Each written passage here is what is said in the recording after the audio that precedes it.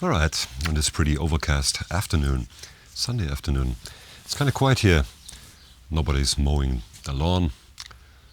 Nobody's starting up a tractor. Well, sometimes.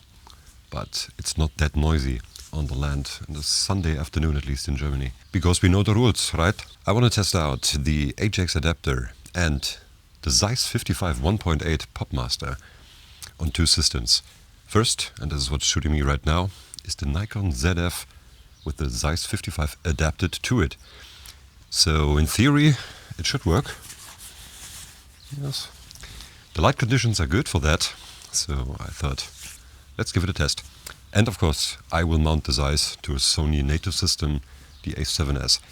I believe the autofocus will be pretty bad on the A7S. It's struggled a lot of times.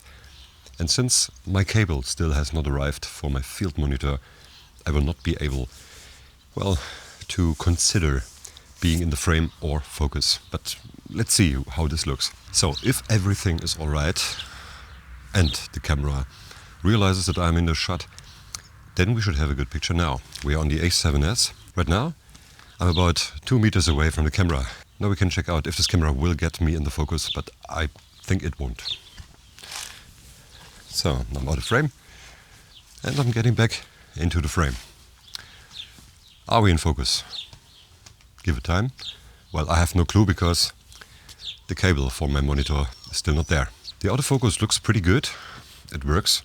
I can see the rectangles around my eyes that the ZF gives us in this focus mode. And the adapter seems to work pretty well with the 55.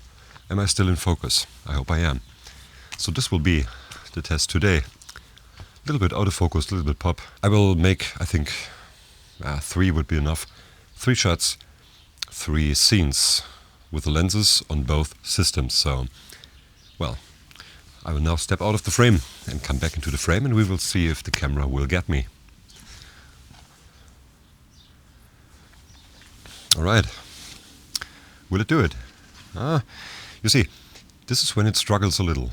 It gets me. I see the rectangular shapes around my eyes, but it does not seem to focus. No. Alright, you see, it doesn't. Now? No. Yeah, now it gets me. With a native lens, this would work better. Definitely. We will try it again. Well, this adapter is not for professional work. I do not believe that an $89 adapter will suit you for professional work if you want to change or interchange the lenses between Sony and Nikon, but we will see. So I'm in focus now and let's see again. So, and I will get back into the frame. See, it was a little bit faster. Let's try it out. Yeah, let's try it out from a little bit more distance. Et voila. Yeah. Alright, it worked. Again. So the focus is in my yard. And now we're back. Aha! It realizes that I'm there because I see the rectangles, but it does not seem to focus. Now, a little more distance. Maybe it's easier. Yeah, it seems like it is easier for the camera. So the closer you are, like right now, I will go out of the frame and go back into the frame. The closer you are, the more difficulties it seemed to have. Because if I step out now and come back with more distance, like so, I think it is pretty solid. It is. Aha. Good to know. So let's check out another situation. But as you can see, the closer you are, the more difficulties it has. If you are a bit away, like 2, 3, 4 meters, it should be good.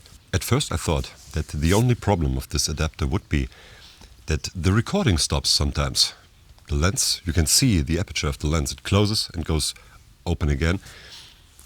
Because it switches from auto to manual, it loses contact kinda. So this is a flaw. But maybe you have experiences with other adapters, like the Negative, for example. Please share your opinion in the comments below. So now we will use another scene and get some 3D pop, shall we? We should have another good look and a good view. I'm just not confident that the autofocus will realize that I'm there. The lighting is good today for that. I think it should work pretty good, but I do not trust it anymore. It let me down. Oh, it let me down often. So it's just a short scene that I'm creating here with the A7S because I just do not trust it. There were a lot of situations where I talked about 5 minutes, later realizing that it hunted constantly and I was never really in focus. So I don't know. But what do you think about the look? If I'm in focus, how's the look? Now let's check the last scene. This already looked kind of beautiful in itself. Now this is a good situation to see some 3D pop. Maybe I go a little bit, maybe even with more distance. Now you can see that the difference in focus is not that obvious anymore with the 1.8 aperture. It becomes more obvious the closer you get. I think I'm in focus and I think this should look good. So this is what you can get with the adapter. If I come towards the camera now, without stepping into some business here in the meadows, I will check. Alright, it works. So let's see another scene. Once it gets you, it pretty much gets you. So you only have to make sure that you're in focus when stepping back from the camera. But this should look pretty good. And we are in focus, are we? Yes. So this should look pretty good. You see, this lens on the A7S produced a great amount of 3D pop.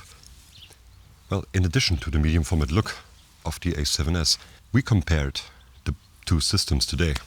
So you've seen scenes from the Zf and from the A7S compared to one another in almost identical situations with, well, maybe different focus. I think it's pretty reliable. Even adapted, this lens works better on the Zf as on the A7S, in my opinion. It should look pretty good. So, what do you think about the look? Which look did you like better? Everything was in auto. I just used, I think, the standard color profile of the Nikon and the standard color profile of the Sony. So, everything was in auto. And I could use this method today because, after all, I just cleaned it.